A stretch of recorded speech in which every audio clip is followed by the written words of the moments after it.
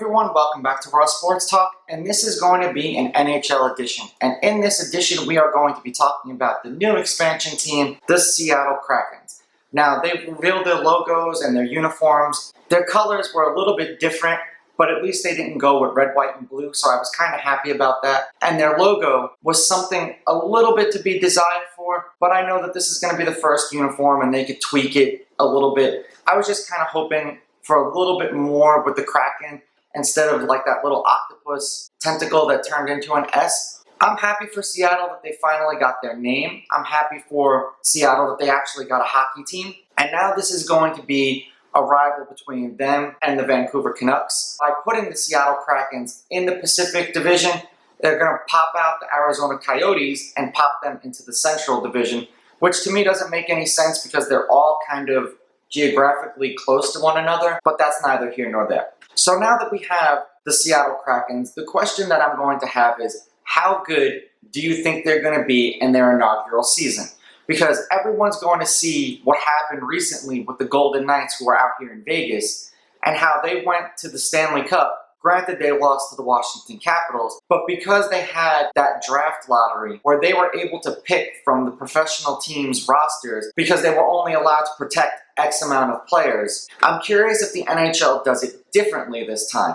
Because it's great for the league that there's going to be a new team and the new team is going to be good. But now if you're an existing team and you've been shit for like a decade and this new team comes in and they go to the conference finals because they got to draft all of this already proven NHL talent, is it fair? Now, granted, they don't have a team and they don't have any players, so how else are they going to do it? I hope that they are competitive like the Knights were, because it would be great to have a new team in a new city do really well, and it would build up the fan base a little bit more in Seattle. Granted, everyone's probably excited for the Kraken, and they're probably going to have their stadium sold out for the first 2 or 3 years that they're there. But for the casual fan who doesn't know anything, or for someone who's never had a hockey team before, it's a lot easier to root for a team when they're doing good versus when they're doing bad.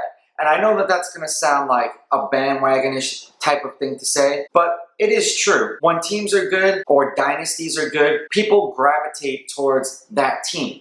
So if the NHL wants to keep the Kraken in Seattle, and they haven't even gotten there, they should implement something similar to what they did when the Vegas Golden Knights came out here. Because the Knights are good, the Knights have been a dominant team for the past 3 seasons, and all of that had to do with the fact that they actually got to pick NHL talent, and all of the talent that they picked was already proven because each team was only allowed to protect pretty much their superstars, and then the Kraken can go and go, I want this guy, I want this guy, I want this guy, I want this guy. It's going to be interesting, and we'll do another episode when they're actually getting ready for the draft to see what teams protect what players, so you can pretty much already fantasy build the NHL Seattle Kraken. I'm happy for Seattle. I'm happy that they picked the names of Krakens because Release the Krakens is probably going to be one of the coolest names in all of sports. What do you guys think of the Seattle Krakens uniform? What are your hopes for the Seattle Krakens team? Do you hope that they model the Vegas Golden Knights draft so that this way that the Krakens are good? Let me know in the comments below. Don't forget to like and subscribe to my channel. Follow me on Instagram at Raw Sports Talk. Follow me on Twitter at Raw Sports Talk 1. I'll catch you guys in the next episode. I'm out. Ooh, baby, I like it raw.